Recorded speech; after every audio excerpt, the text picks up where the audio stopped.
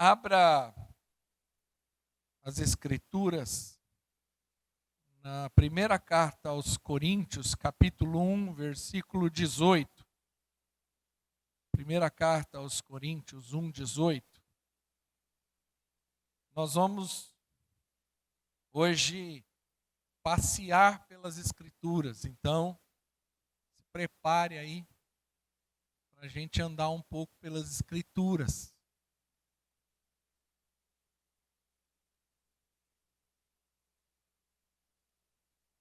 As Escrituras Sagradas, elas falam de Cristo, de Gênesis a Apocalipse. Todos os livros da Bíblia apontam para Jesus, falam de Jesus. Então hoje nós vamos ter que passear um pouco nas Escrituras para nós entendermos e termos fundamentos daquilo que nós vamos aprender aqui nessa manhã. Quem abriu diz amém. Antes disso, nós vamos orar. Para que nós vamos orar? Orar para que o Senhor nos dê a revelação da palavra, das Escrituras. A Bíblia diz, no próprio texto de 1 Coríntios, diz que os espirituais entendem as coisas espirituais. E que a palavra de Deus ela é discernida no Espírito. Você pode entender as Escrituras com a sua mente natural, até certo ponto, aquilo que é histórico, é possível. Mas existe uma porção dessas Escrituras que é por meio de revelação. A Bíblia fala sobre o espírito da lei. Então, existe um espírito nas Escrituras. E você precisa discernir, é o que está por trás da letra. É o que está além da letra. Quem está entendendo, diga amém.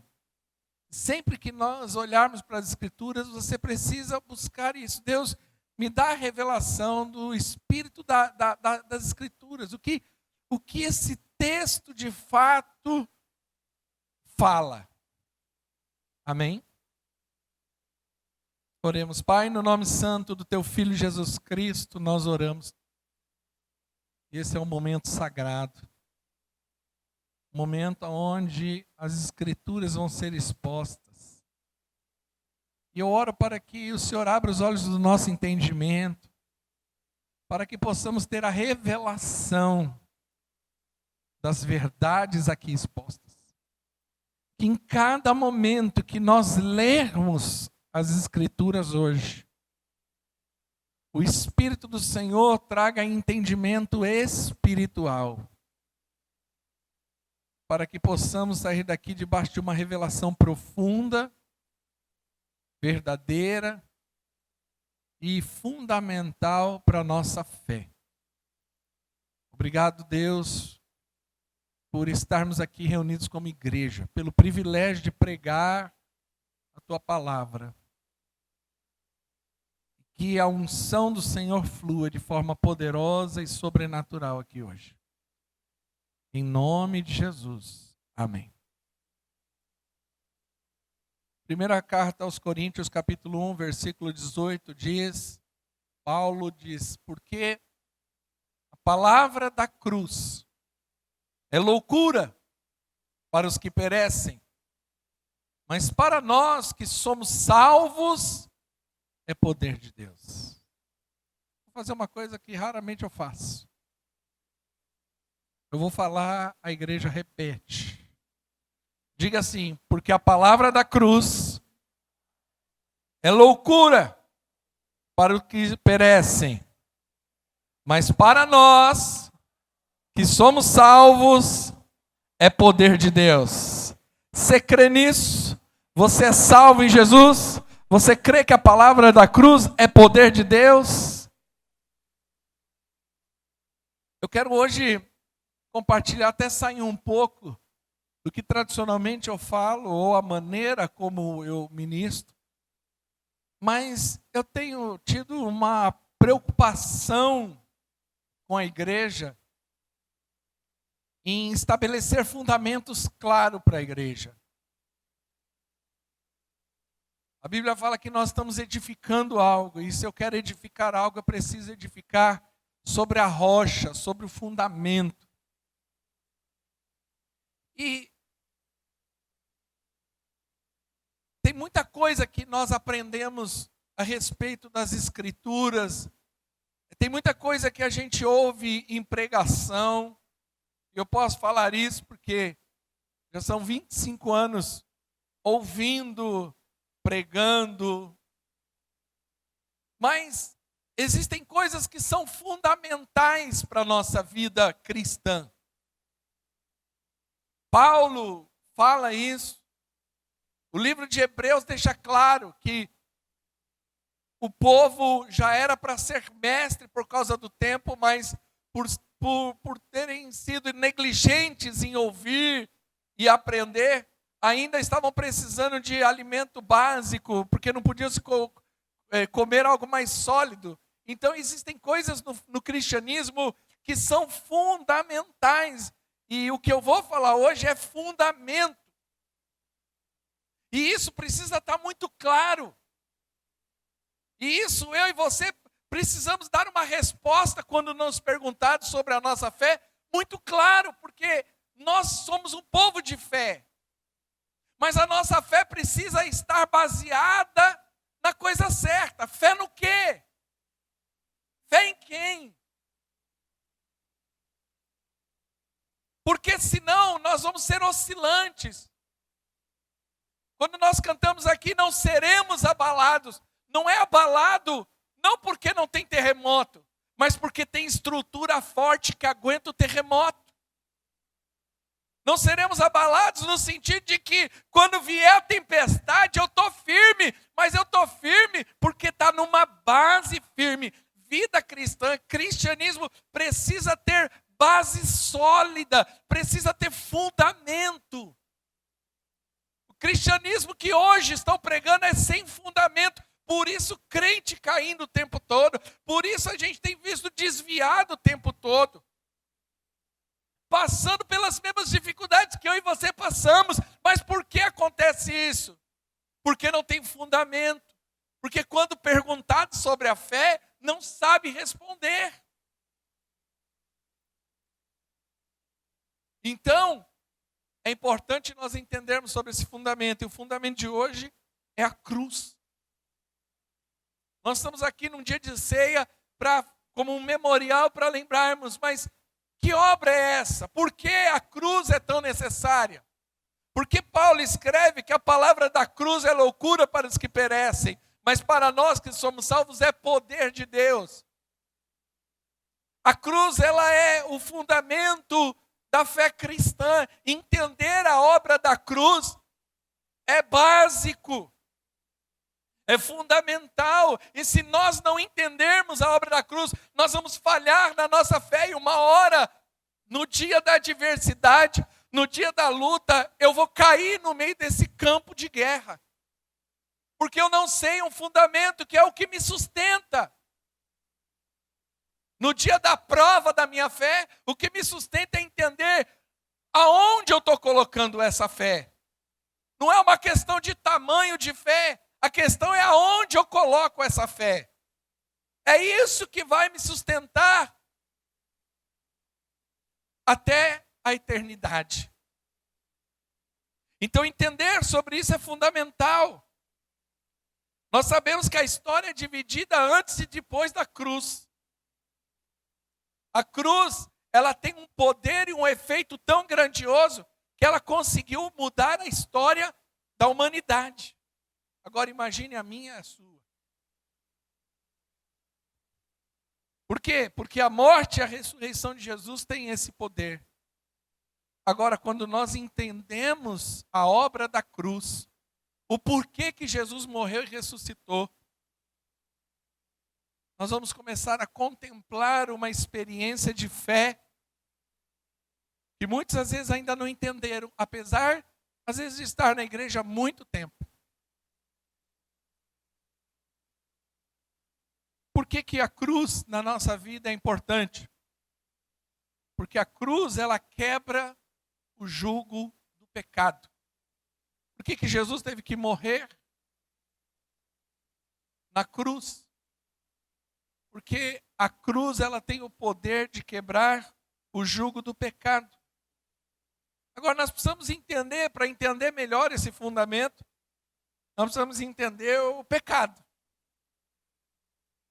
Porque às vezes não se fala tanto, né? Se ouve muito sobre vitórias, conquistas, mas nós precisamos entender sobre o pecado, o efeito do pecado, o que que o pecado gera em nossas vidas. Porque se nós não entendermos, muitas vezes a pessoa vai flertar com o pecado, até cair no pecado, porque ele não deu a devida importância para aquilo. Já viu gente que vai brincar com cobra e se pica? É picado, né, na verdade? Por quê? Porque foi negligente. Ah, não, é só uma cobrinha. Aquela cobrinha picou, trouxe o veneno e matou. Porque não valorizou, não deu a importância devida. Aí, às vezes eu percebo que as pessoas hoje, elas não estão dando a importância, até porque hoje existe sempre existiu, mas hoje isso está de uma forma muito mais forte.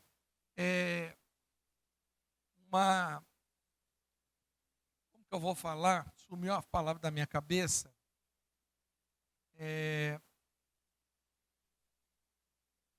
O mundo está fazendo com que o pecado não pareça pecado. E muitos estão aceitando hoje aquilo como não pecado. Mas a Bíblia fala que é pecado. E se as Escrituras falam que é pecado, e nós precisamos entender isso. O que é pecado? Pecado é aquilo que desagrada a Deus. São atitudes que nós tomamos contra a vontade e os mandamentos do Senhor.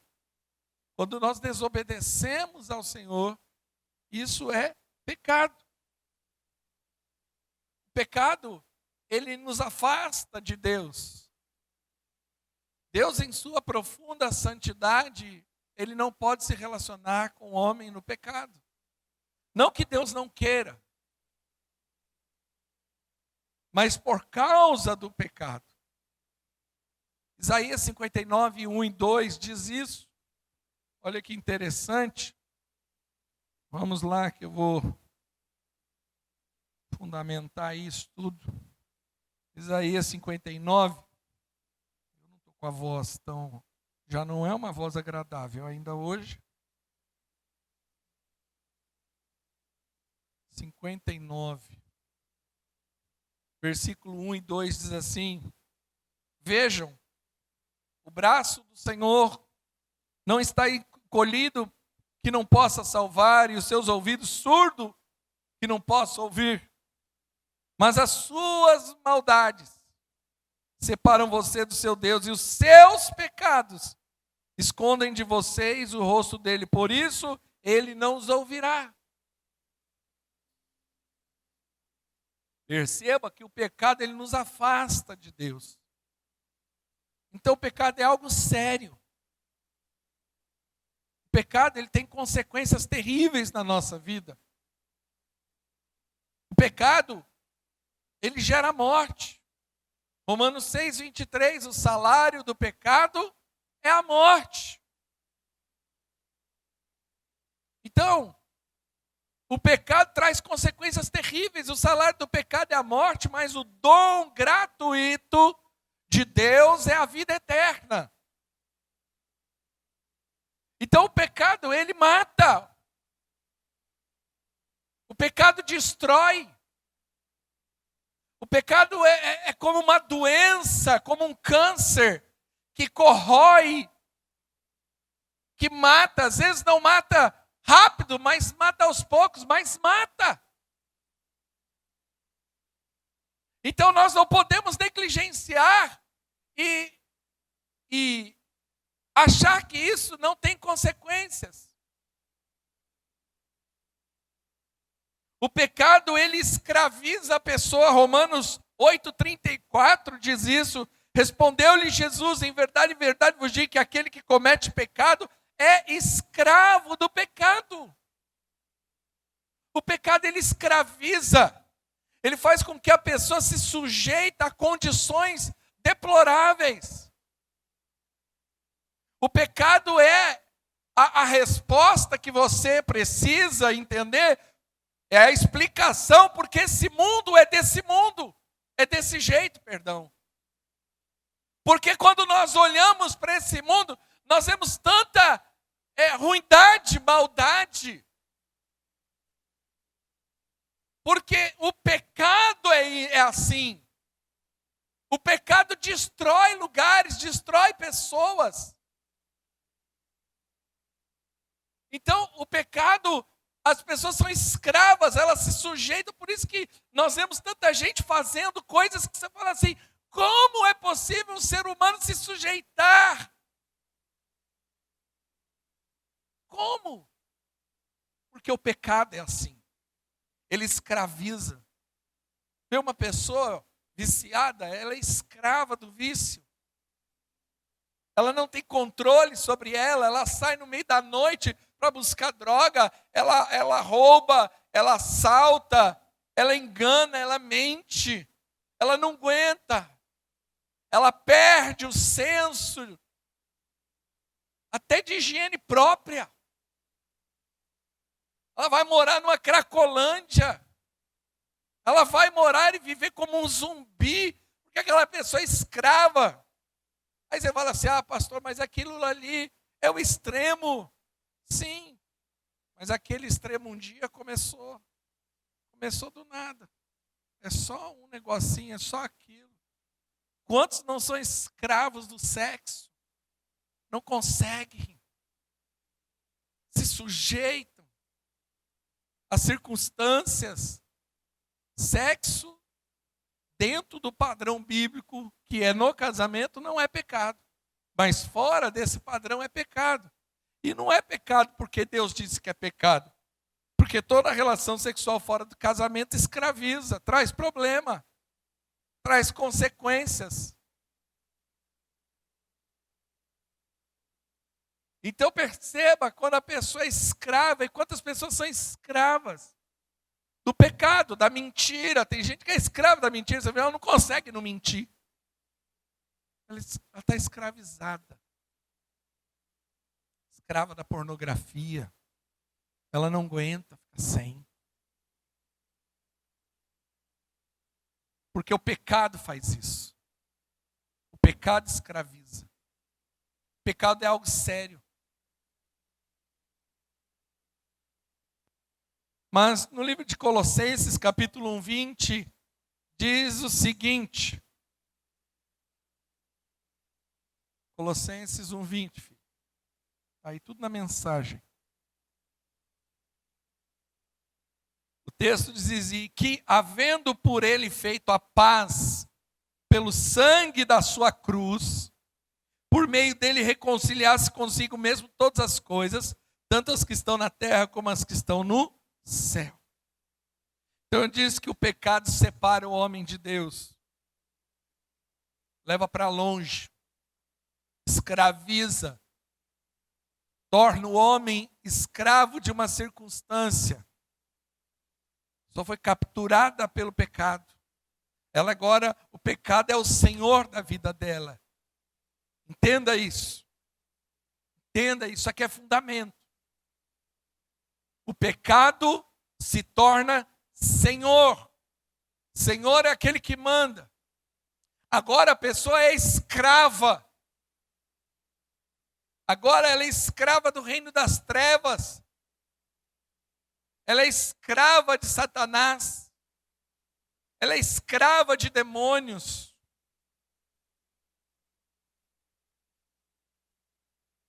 Agora ela está longe de Deus.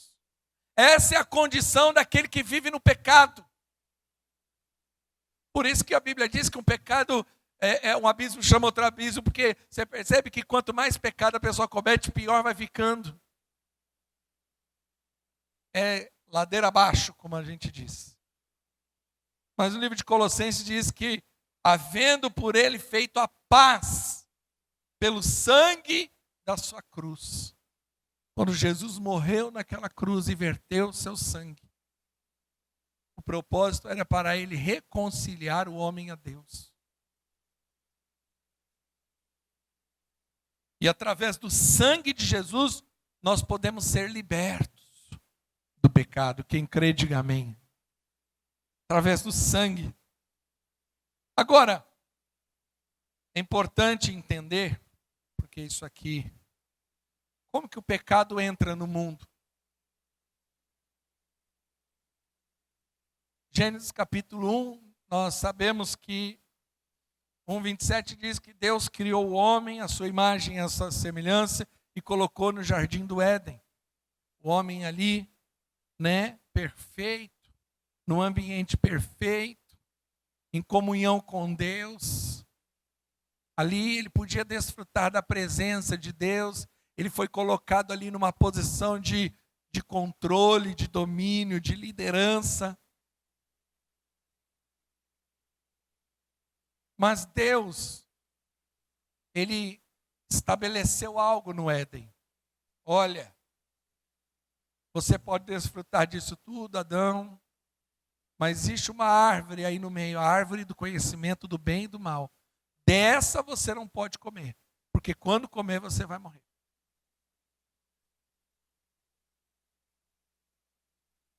Então Deus estabelece o homem, estabelece um mandamento, uma lei, mas aí o homem entra na conversa de Satanás. No capítulo 3 relata ali justamente esse momento. Existe uma artimanha diabólica. Abre comigo em Gênesis 3:1.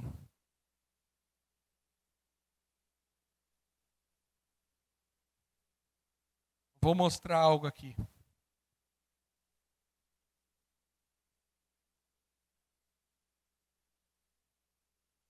Ora, a serpente era mais astuta de todos os animais selvagens que o Senhor tinha feito.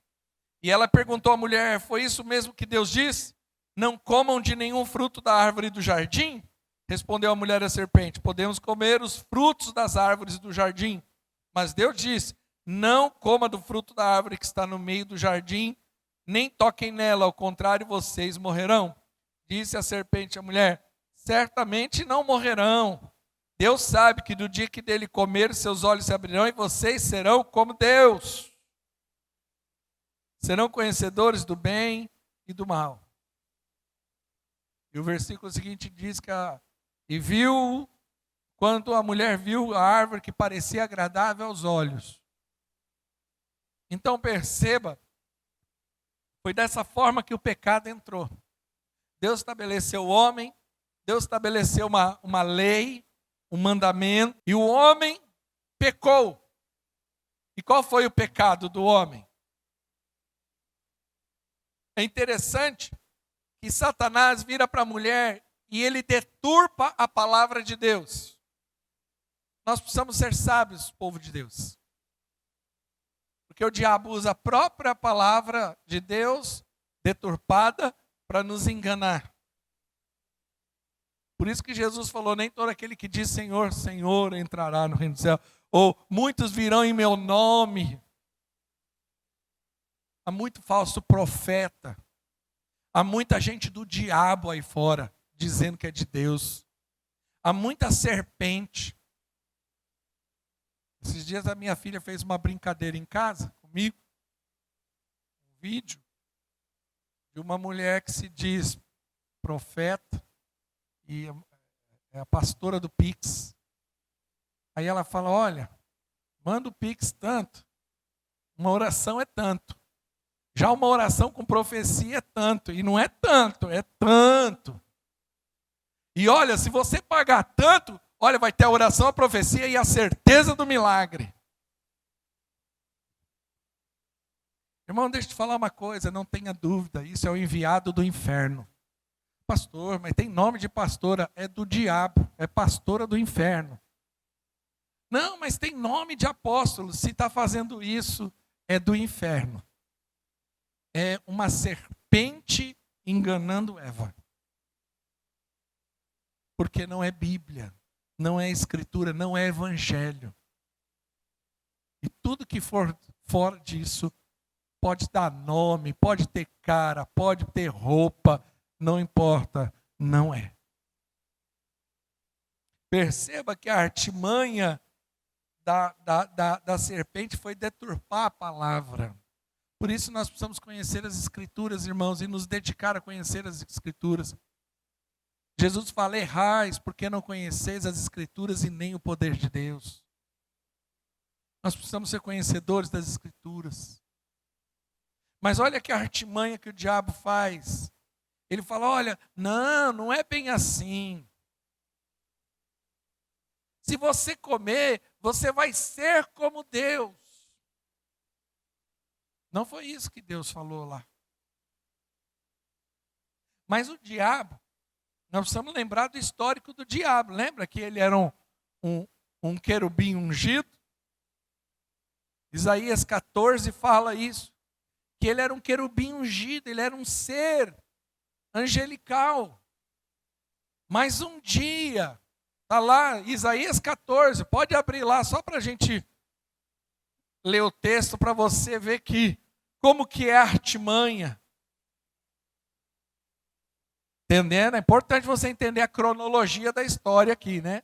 A queda de Lúcifer é antes de Adão e Eva.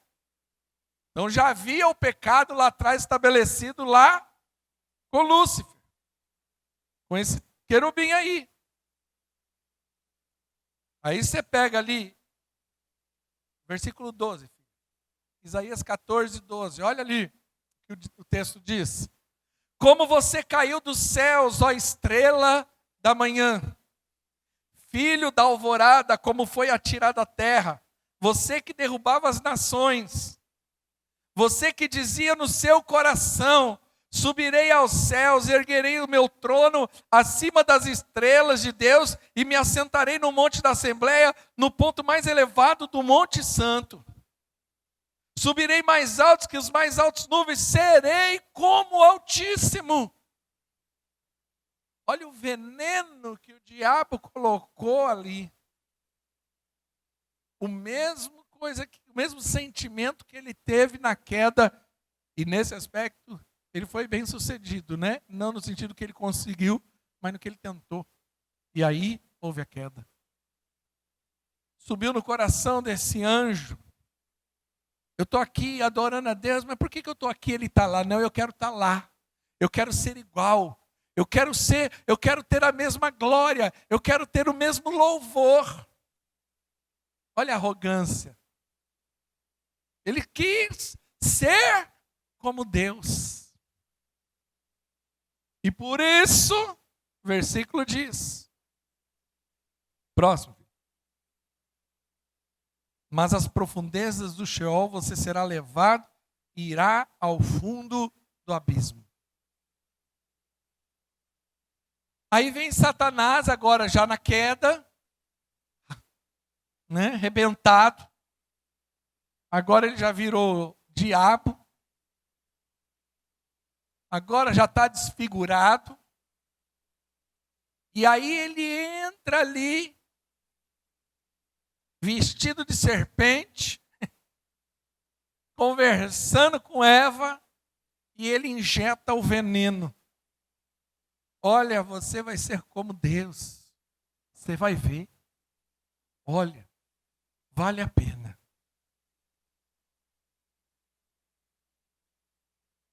Foi assim que o pecado entra. E é assim que o homem começa, ele é contaminado pelo pecado. E aí a consequência disso, Gênesis 3, o final, diz que Deus manda para fora do Éden o homem e a mulher. E agora eles perdem o relacionamento. E agora o homem se torna um errante, sem Deus, perdido. Agora ele não tem mais a referência do pai. E agora ele está entregue, preso ao pecado. Agora ele é um prisioneiro do pecado. E você vê que o pecado já entra de tal forma que seus filhos, já um deles comete assassinato com o próprio irmão. Você vê o efeito do pecado. Se você ler as Escrituras, uma questão de pouco tempo, a terra, os homens cresceram, multiplicaram-se, mas a corrupção humana já tomou proporções que Deus fala, chega. Aí vem o dilúvio. Até que Deus encontra um justo, imagine, um no meio de tantos. Porque o pecado ele se alastra que nem fogo em lugar seco, em palha seca. Agora o homem ele é escravo do pecado, está longe de Deus e também entregue a si. Romanos capítulo 1 relata que quando o homem é entregue a si, e a pior juízo que um homem pode receber na vida é quando ele é entregue a si. Romanos capítulo 1 deixa claro isso. Quando o homem está entregue a si, ele é um descontrolado. Quando ele está entregue às suas paixões, ele não tem mais, ele perde a razão. Essa é a justificativa de tanta aberração que nós vemos hoje. E para nós a aberração não era a pedofilia. Até pouco tempo atrás, a gente via a pedofilia como algo absurdo. Como que um ser humano, em sã consciência, consegue abusar de uma criança inocente? Para você ver como o nível do pecado está chegando na nossa sociedade. Querem legalizar isso como normalidade. É isso a palavra que eu queria lembrar naquela hora. Existe hoje uma questão de uma cultura da normalidade do pecado, a normalização do pecado. Então agora, já não é mais crime, não é mais pecado. Agora, vamos tratar isso como uma identidade sexual. Olha que loucura. A que ponto nós estamos chegando? A nossa sociedade está tão afundada no pecado, que ela está trazendo uma normalidade para o pecado, e ela quer colocar isso como normal dentro da minha casa, da sua casa. Quando eles vão lá nas escolas e começam a ensinar a respeito de homossexualidade, eles estão dizendo, olha, isso aqui é o normal, aquilo que a Bíblia condena. Práticas que a Bíblia condena, eles querem colocar isso como prática comum, normal, e nós vamos ter que aceitar isso. E já tem muito crente pensando assim, infelizmente. Está cheio de crente pensando isso. Vamos legalizar drogas.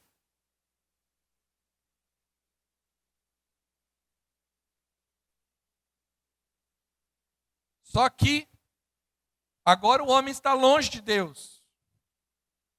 Então agora ele precisa ser resgatado. Agora o homem é escravo. Agora o homem está condenado. E ele precisa do perdão de Deus. E Deus, ele é um Deus justo. Você precisa entender isso, irmãos.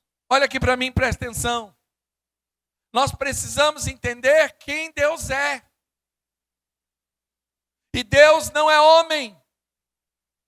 Homens são injustos. Mas Deus não é.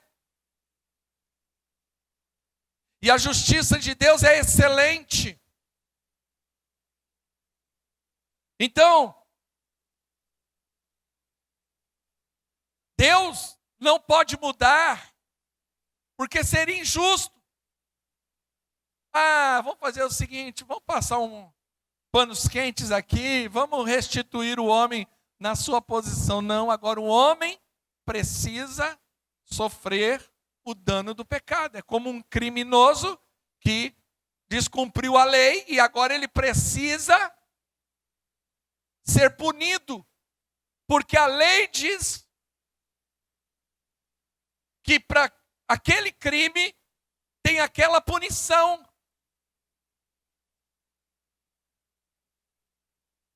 Então, se Deus falou que o homem morreria, isso aconteceu.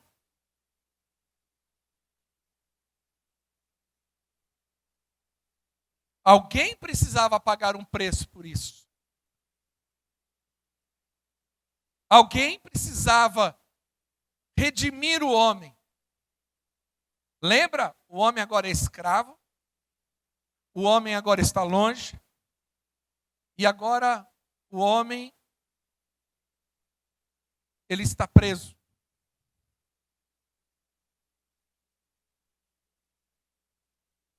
E agora o homem precisa do perdão.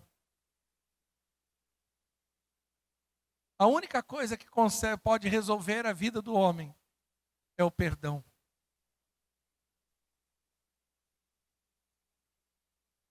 Só que muitos hoje entendem e conhecem um perdão falso. É o perdão sem consequência. Sabe aquela pessoa que faz algo e fala, desculpa, foi mal, eu bati no teu carro. Perdão, tem gente que faz isso rapidinho, né? Perdão, foi mal. E Deus não poderia virar simplesmente e falar, desculpa, foi mal, vamos fazer o seguinte, vamos zerar a conta aqui. Vamos tentar de novo. Se Deus fizesse isso, ele seria injusto. E a Bíblia fala que o trono de Deus está baseado na justiça dele. O que é isso? Trono fala de governo. O governo está baseado na justiça. Quando a justiça não funciona, vira uma bagunça. Estamos vendo isso acontecendo diante dos nossos olhos, da nossa nação? Quando a justiça não é justa, o que virou o nosso país? Olha a baderna que virou. Essa baderna é por quê? Essa anarquia, essa insegurança toda. Porque a justiça não funciona. O trono de Deus é baseado em justiça. Todo o universo, tudo, esse governo de Deus está baseado nessa justiça. Se Deus, em algum momento, for injusto, tudo desmorona. Nós precisamos entender a grandeza da ação de Deus. Por isso Deus não pode ser injusto. Você entende por que as pessoas falam assim, mas, poxa, então Deus vai ficar olhando o povo indo para o inferno, não vai fazer nada? Não, ele é justo. Ele não pode, não porque ele não quer, mas porque a justiça foi estabelecida. Importante entendermos isso. Tem muito crente que ele tem uma mentalidade universalista. O que é o universalismo? O universalismo é o conceito de que no final da história, Deus vai falar assim, não, está todo mundo liberado, todo mundo entra, todo mundo vai para o céu, não tem inferno, não tem mais nada, está tudo. Mas isso é injustiça. Com a própria palavra. Então a base do reino de Deus é a justiça. Então, para que o homem fosse livre, ele precisava que alguém pagasse essa conta. O homem está preso, alguém precisa salvá-lo desse senhor que domina o homem chamado escravo. É pecado. E agora o homem precisa de salvação. Está fazendo sentido isso para você? Isso aqui é evangelho base. Isso aqui é a base da nossa fé. Se nós não entendermos isso, nós vamos falhar em tudo. Pode ser que você já tenha ouvido isso 300 vezes. Ouça 301, vai por mim. É isso que vai sustentar você. Ah, pastor, eu queria que o pastor pregasse sobre o gigante, sobre as muralhas, sobre o... Irmão, vai por mim. Nós precisamos ouvir mais evangelho. O evangelho da graça.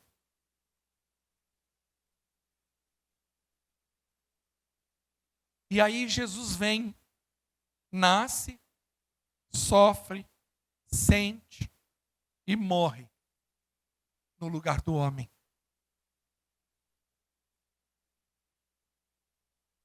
Jesus teve que se fazer maldito. Gálatas capítulo 3, versículo 13. Agora eu vou usar bastante Novo Testamento.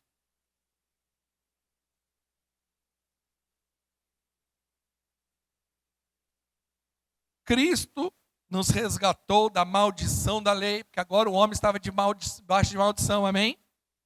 Ele pecou e agora ele está debaixo de maldição. Como que ele sai dessa situação? É o que o texto está dizendo. Cristo nos resgatou da maldição da lei, fazendo-se maldição por nós. Imagine, aqui olha para mim. Imagine que você está preso num calabouço, condenado à morte, sentado numa cadeira elétrica, e o dono da cadeira só esperando o momento certo de ligar a chave, para você ser torrado. E não tem mais chance, porque essa é a pena para aquele que descumpriu a lei. E aí, imagine Jesus chegando naquele calabouço, entrando pelo calabouço, desamarrando você daquela cadeira, tirando você daquela cadeira. Você não está entendendo nada, mas o que está acontecendo? Seu coração estava acelerado, porque você sabia que a pouquinho ali algo ia acontecer. Jesus senta na cadeira, ele se amarra, ele aperta a chave e fala assim: eu vou morrer no lugar dele. Você olha aquela situação e fala: e agora? O carcereiro olha para você e fala assim: a lei está cumprida, pode sair. Posso ouvir um glória a Deus por causa disso? Cristo nos resgatou da maldição da lei, pondo-se maldição por nós, porque está escrito: maldito todo aquele que for pendurado no madeiro.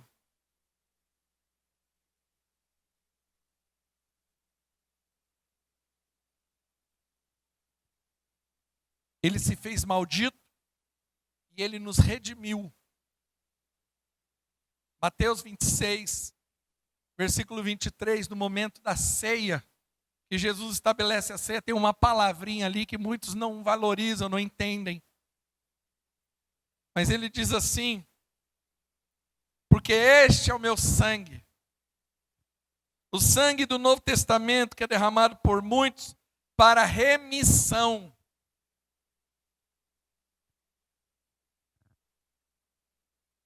26, 23 de Mateus.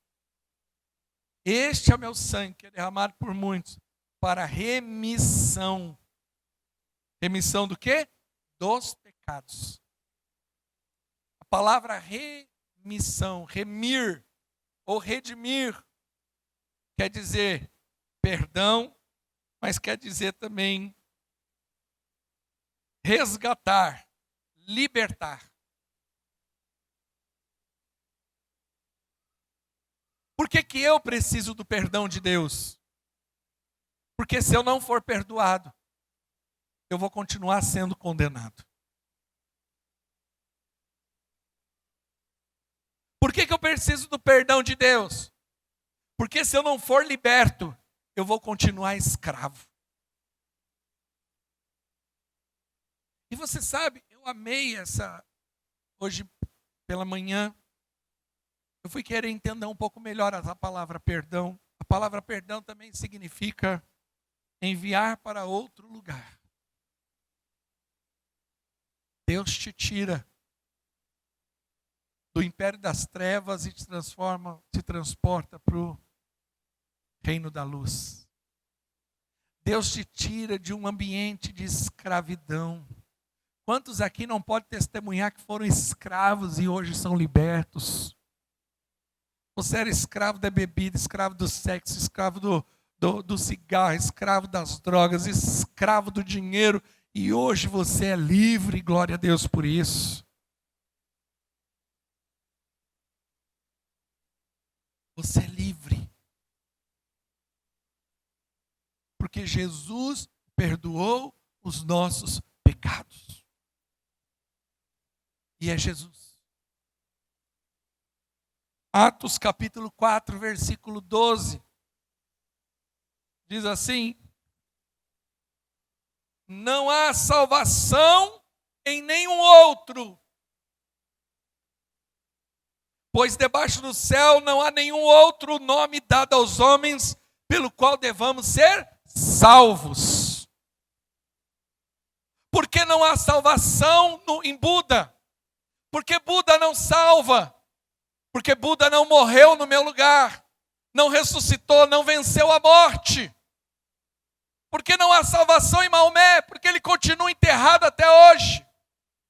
Porque a salvação não vem pelos ensinamentos, a salvação vem pela obra da morte e da ressurreição de Jesus Cristo na cruz do Calvário.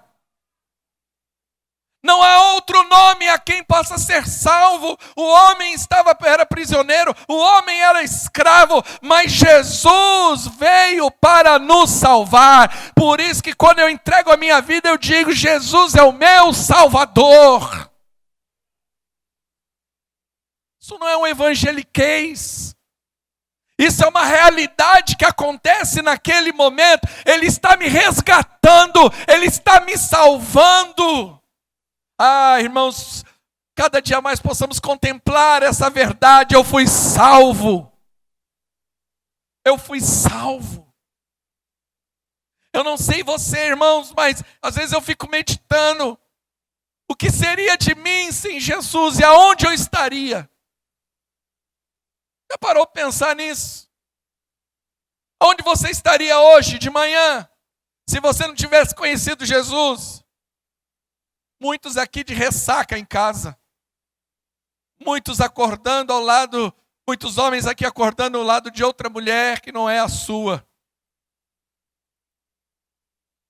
Muitos aqui chorando dentro de casa em depressão profunda, porque não tem esperança. Muitos poderiam já estar mortos pelo tipo de vida que levava e com quem andava. Vivendo uma vida, um inferno na terra, vivendo um verdadeiro inferno em família, casado, infeliz. Mas Jesus te salvou e hoje você pode testemunhar isso. Você pode acordar cedo, vir aqui adorar Jesus, ao lado da sua família, glorificar a Deus por isso. Olha o que Jesus fez por você, igreja. Só isso é o motivo de adorarmos. Ah, mas eu ainda não comprei minha casa própria, eu não consegui o meu carro, eu não estou ganhando quanto eu gostaria. Jesus te salvou.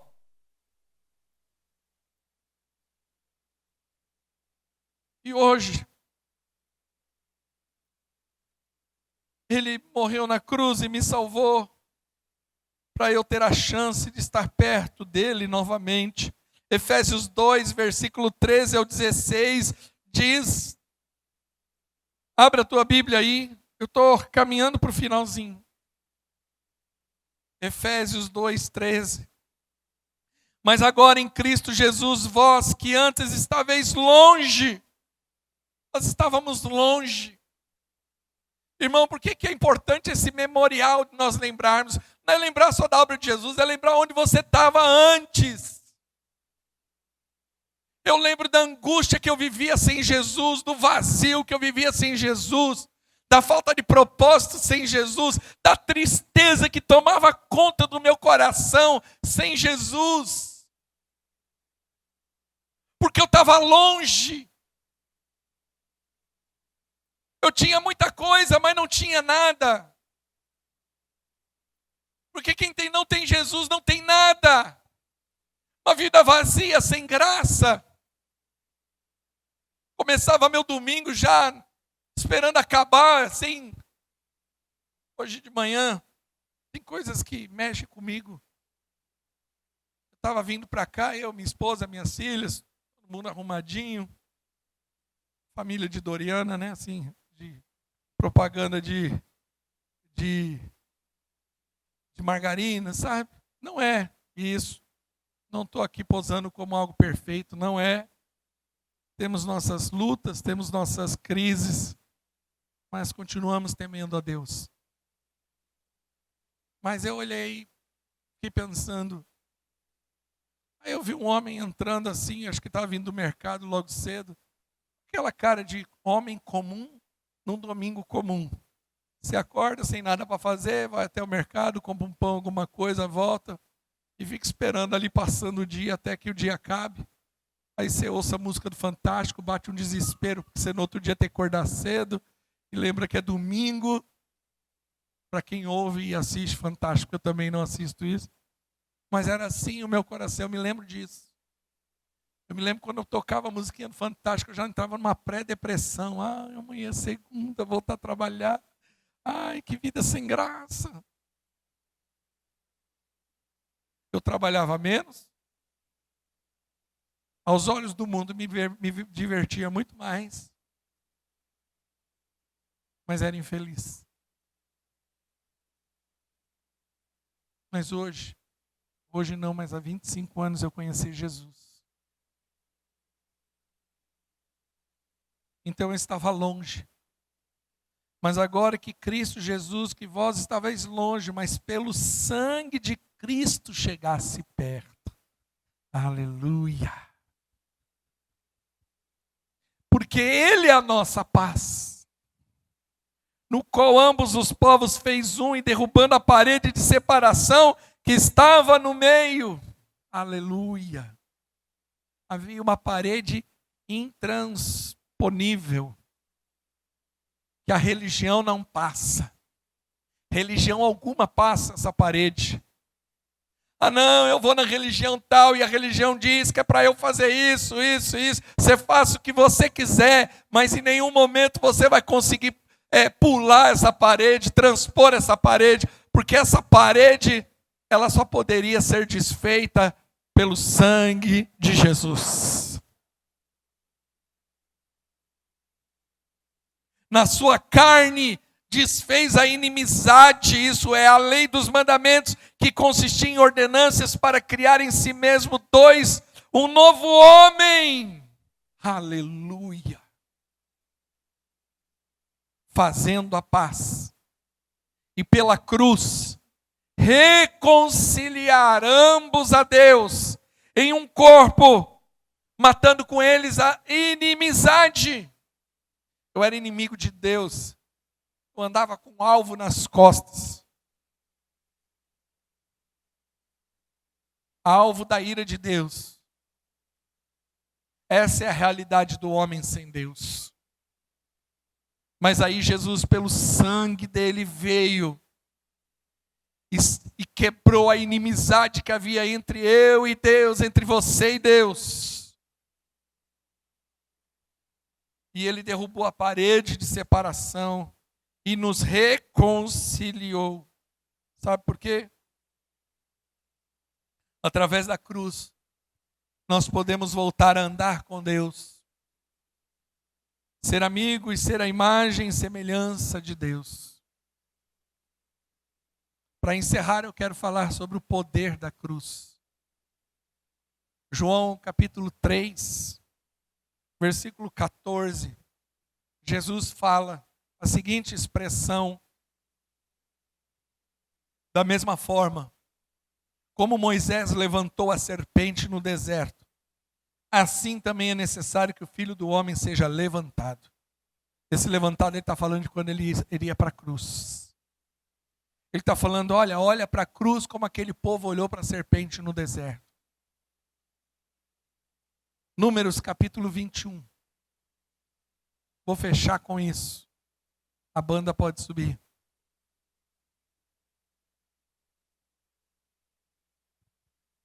Números.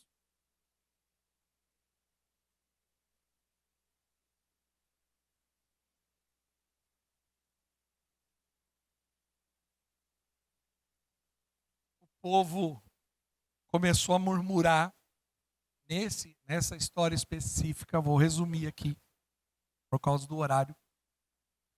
Lembra que Deus dava maná para o povo? Poxa vida, você levantava de manhã, já tinha comida. E o povo, uma hora, reclamou da comida. Isso é bom também. Às vezes você está aí e fala, nossa, o pastor já está pregando há 50 minutos, não reclama da comida. Toma cuidado. Toma cuidado, é o maná de Deus. Ah, não aguento mais o pastor Ricardo. Ele está pregando. Não aguento mais a voz dele, não reclama da comida. Vai comendo. Uma hora Deus troca o maná. Mas isso é que nos ensina a não murmurar, mas essa não é meu propósito.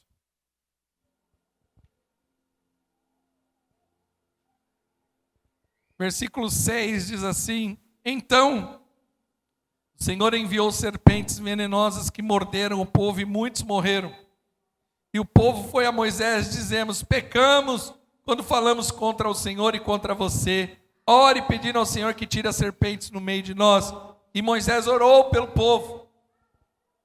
E o Senhor disse a Moisés, faça uma serpente, coloque no alto de um poste.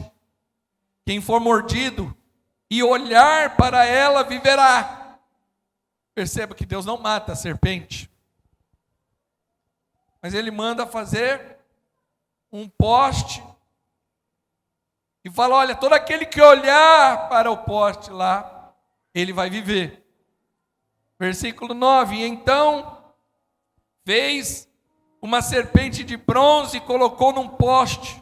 Quando alguém era mordido por uma serpente, olhava para a serpente de bronze, permanecia vivo. Aqui é uma referência, e o próprio Jesus, ele diz isso.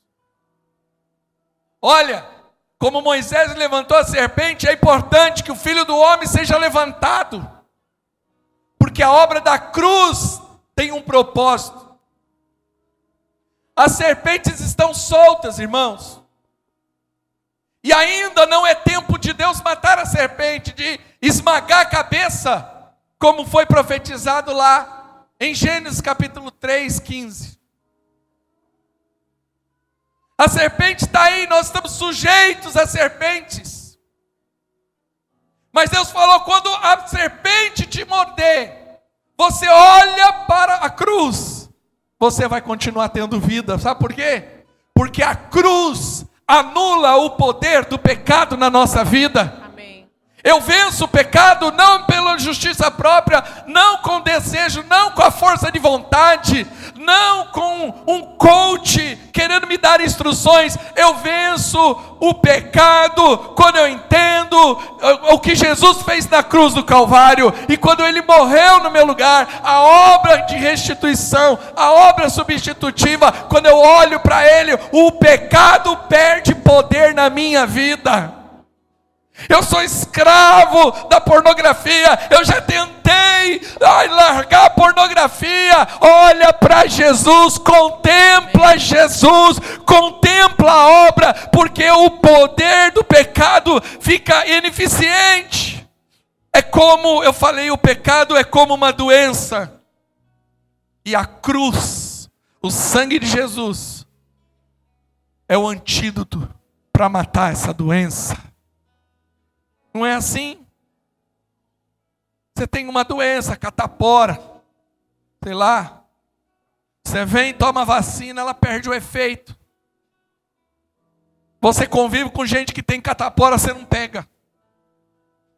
Você vai num ambiente onde está todo mundo doente, mas você está ali firme. Por quê? Porque você está imunizado. O sangue de Jesus nos imuniza. Ele traz uma imunidade espiritual. E aí eu vivo tranquilo.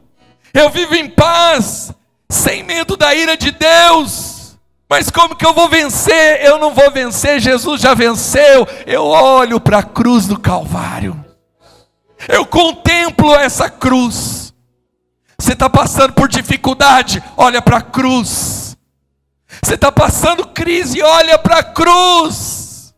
Não olha para a serpente, olha para a cruz. Mas a serpente picou, mas não tem efeito.